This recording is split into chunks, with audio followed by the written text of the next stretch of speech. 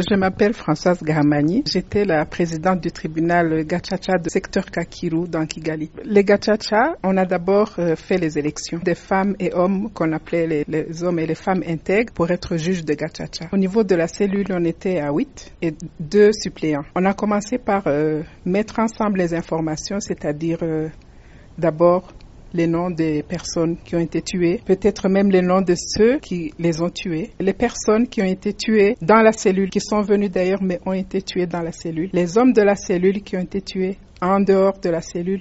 Toutes ces informations devaient être compilées, mais mises ensemble. Dans tout le pays, je crois que c'était dans les 2 millions de procès. Quel a été le procès le plus difficile dont vous vous rappelez encore? Pour moi, le procès le plus difficile, c'était le procès de viol. Parce que la pauvre dame qui était violée, c'était sa parole contre 10 autres personnes qui étaient là. Il y avait le présumé violeur qui jurait que c'était pas vrai, et les voisins qui devaient l'avoir vu revenir, qui juraient ne pas l'avoir vu. Ça, c'était dur. Et comme c'était à huis clos, ce n'était pas facile. Et ça s'est terminé comment? Le violeur présumé est reparti libre ou bien ça? Non, il n'était pas libre. On l'a inculpé parce qu'au fur et à mesure qu'on avait des preuves, on l'a inculpé. Maintenant, comment ça s'est passé pour les autres? Par exemple, il y a eu beaucoup de gens qui ont été tués. Ceux qui ont reconnu avoir tué leurs voisins, comment ça s'est passé? On avait des prévenus qui étaient donc en prison. Ils étaient amenés là-bas sur le lieu du jugement. On commençait par lui dire ce qu'on avait dans le dossier, qu'on l'accusait d'avoir tué quelqu'un. On appelait les témoins. Il y avait les témoins à charge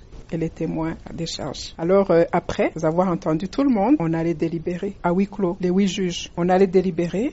Des fois, c'était facile, des fois, c'était difficile parce que y en a qui demandaient d'autres preuves. Alors on avait dû parfois ajourner le procès pour avoir d'autres témoins. Et si on ne se mettait pas d'accord, alors on procédait à l'élection, tout simplement. Est-ce que par ce processus, vous pensez que beaucoup de victimes ont été satisfaites de ce qui s'est passé avec les personnes qu'ils ou elles accusées? Oui, je crois, oui. Parce que l'objectif des Gacaca, surtout, c'était, à part la justice, c'était aussi la réconciliation. Pour moi, on a su comment ça s'est passé. Il y a beaucoup de personnes qui ont su comment leurs proches ont été tués ou même leurs proches ont été enterrés. La justice, il y en a qui ont été punis. Il y avait différentes punitions, soit 19 ans d'emprisonnement ou bien à perpétuité ou bien les travaux d'intérêt généraux. Pour moi, je crois que la justice a été rendue, sauf ceux qui courent encore, qu'on n'a pas encore pu retrouver. Maintenant, les Gacaca, c'est fini. Est-ce qu'il vous arrive de voir cohabiter dans le quartier d'anciens bourreaux et leurs anciennes victimes? Oui, dans le quartier ici. Moi, j'ai pratiquement commencé tout le Gacaca. J'ai vu les personnes qu'on a accusées. Il y en a que je vois encore qui circulent. Il y en a que je vois qui ont perdu leur famille, leurs proches et qui sont là dans le quartier. Tout le monde cohabite, tout le monde vit ensemble normalement.